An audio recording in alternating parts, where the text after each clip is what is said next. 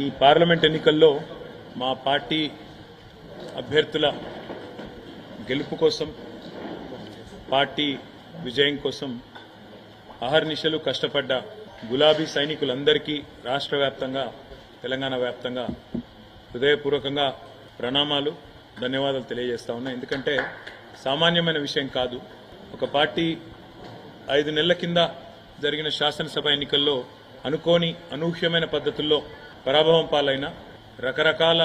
కుట్రలు కుతంత్రాలు పార్టీలోంచి నాయకులను తీసుకొని పోవడాలు ఇవన్నీ జరిగినా కొంతమంది స్వార్థపరులు పార్టీని విడిచిపెట్టి పోయినా పట్టుదలతో మొక్కవోని ధైర్యంతో ఇవాళ రాష్ట్ర వ్యాప్తంగా గ్రామ గ్రామాన ప్రతి పట్టణంలో కూడా ప్రతి గల్లీలో కూడా అద్భుతంగా పనిచేసిన మా అన్నదమ్ములకు మా అక్క చెల్లెళ్లకు బీఆర్ఎస్ పార్టీ కుటుంబ సభ్యులందరికీ హృదయపూర్వకంగా